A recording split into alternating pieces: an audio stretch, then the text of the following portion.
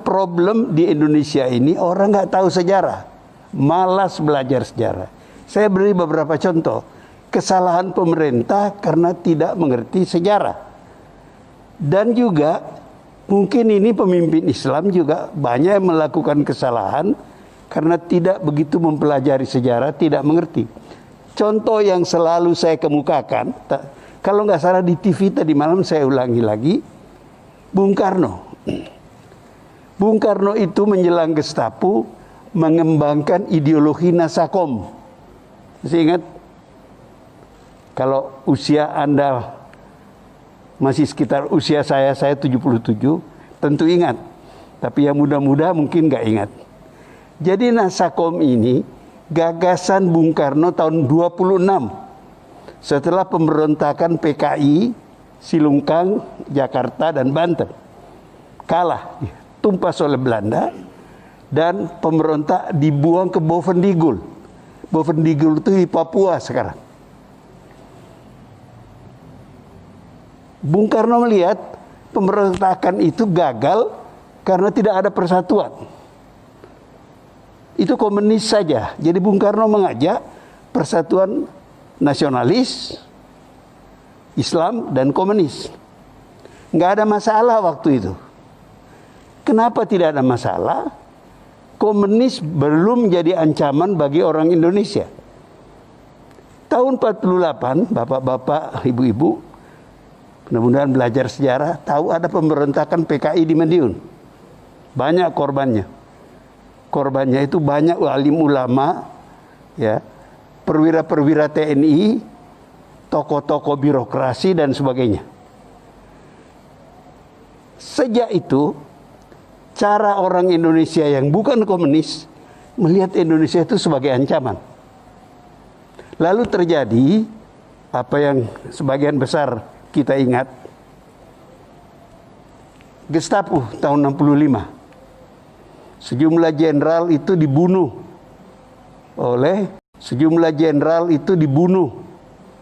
oleh PKI. Keadaan itu memperburuk kemungkinan mengembangkan persatuan berdasarkan Nasakom.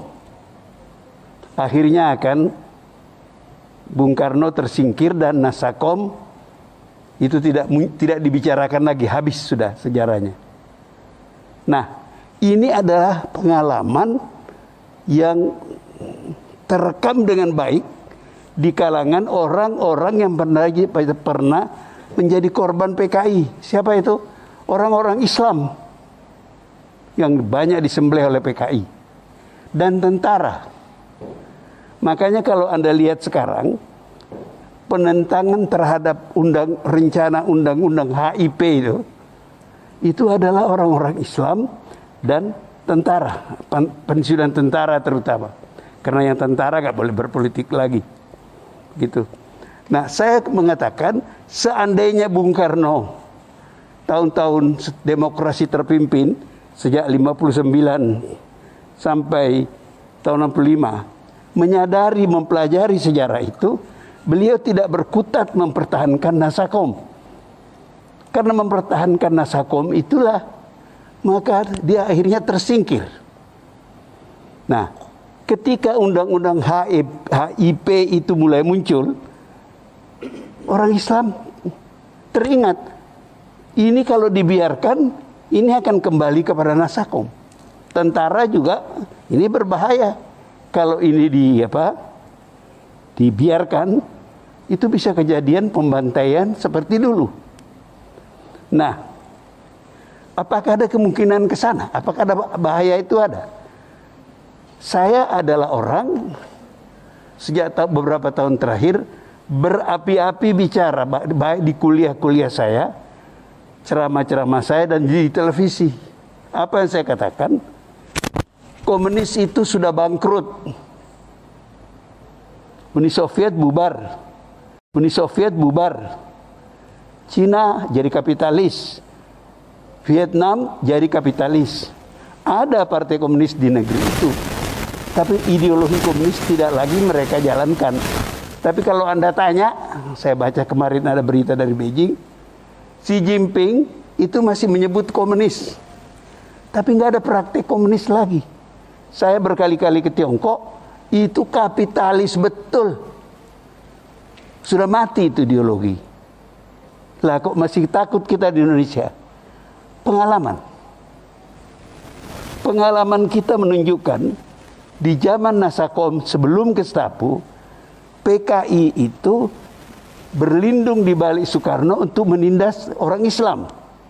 Hamka di penjara, sejumlah tokoh-tokoh Masyumi di penjara, tokoh-tokoh Islam.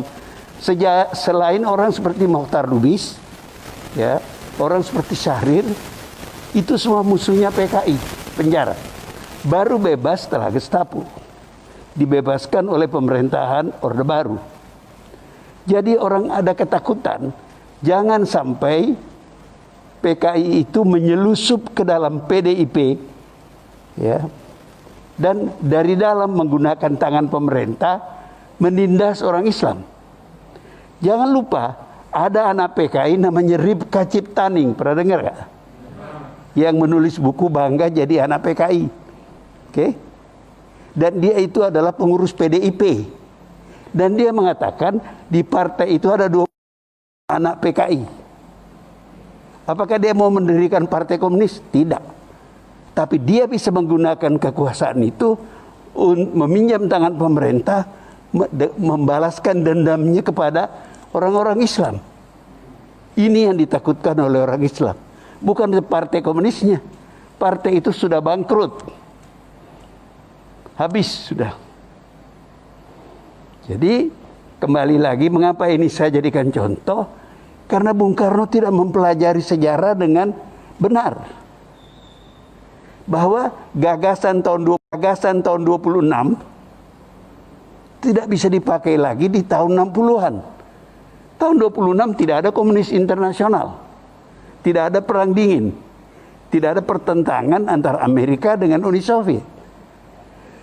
Ketika Bung Karno berapi-api bicara persatuan berdasarkan Nasakom di zaman demokrasi terpimpin antara tahun 59 sampai Gestapo, keadaan dunia sudah berubah.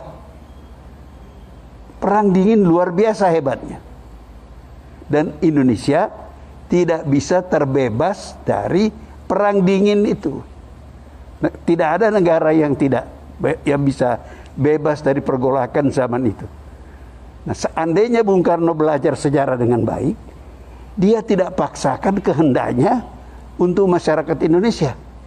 Akibatnya fatal, berapa banyak orang terbunuh setelah Gestapo itu.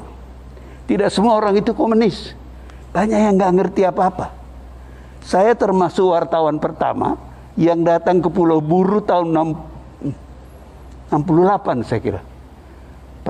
Gelombang pertama orang-orang tahanan itu dilepas. Saya interview beberapa orang.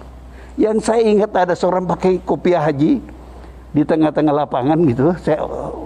Saya datangi, Bapak Haji ya? Ya Pak. Loh Bapak kok PKI? Dia bilang, katanya Pak PKI itu Partai Kaji Indonesia. Coba lihat lihainya komunis itu. Kaji. Jadi ini Bapak ini nggak ngerti apa-apa. Dipropagandai mungkin dapat fasilitas, dan PKI kan jago dalam soal-soal seperti itu. Dia bagi-bagi tanah para ulama, para pesantren begitu, kepada orang-orang tidak mengatakan ini orang-orang Islam ini kapitalis memeras rakyat. Kamu ambil tanahnya. Nah, ini kemudian menjadi bahan konflik sehingga setelah Gestapo banyak pembantaian terhadap orang-orang PKI karena dia dulu merampas tanah-tanah wakaf, tanah-tanah para haji yang dianggap sebagai pemeras dan sebagainya. Nah, dari pengalaman sejarah itu tadi saya melanjutkan uraian Anda mengenai pentingnya sejarah itu. Dari pengalaman itu kita lihat kalau tidak hati-hati membaca sejarah, Anda akan berbuat salah. Contoh yang baik. Di tahun-tahun 20-an, 30-an, itu Belanda berkampanye, itu otak pemikirannya Profesor Snoeck-Horgeroonya berkampanye membuat orang-orang Islam itu sekuler. Mereka difasilitasi dan dikirim ke Belanda dan sebagainya. Orang Islam kan tidak punya apa-apa. Lalu berkembanglah gagasan uzlah. Uzlah itu artinya, bahasa Inggrisnya stay away from, jauhi sekolah-sekolah Belanda, sekolah-sekolah kafir, begitu ya. Nah, setelah kita merdeka, kesalahan itu dikoreksi. Karena disadari itu berbahaya bagi umat Islam. Yang mengoreksi itu adalah Haji Wahid Hasyim, bapaknya Gus Dur. Itu kabinet RIS tahun 49-50. Saya ingat, karena saya adalah generasi itu, saya masuk sekolah dasar itu tahun 49. Dan waktu itu dikampanyekan, orang Islam nggak apa-apa masuk sekolah pemerintah. Ini pemerintah kita, Republik Indonesia. Nah itu menarik. Kalau Anda hitung-hitung, anak-anak Islam mulai masuk sekolah umum. Kalau Anda hitung 6 tahun sekolah dasar, 6 tahun sekolah menengah, SMP, SMA, ya, maka tahun berapa itu? 49, 12 tahun nih. Itu pada tahun-tahun itu untuk pertama kali Anda melihat orang sholat pakai dasi. Pertama kali Anda melihat musola-musola di kantor-kantor. Oke, kalau dihitung di militer, kelanjutannya ini tambah 3 tahun akademi militer, lulusan akademi militer ditambah 21 tahun, jenderal-jenderal anak santri adalah Faisal Tanjung, bapaknya tokoh Muhammadiyah. Dan banyak orang-orang ini, mereka mengubah tentara Indonesia menjadi tidak haram lagi bagi anak-anak pesantren. Pada zaman Faisal Tanjung itu, anak-anak pesantren boleh masuk akademi militer.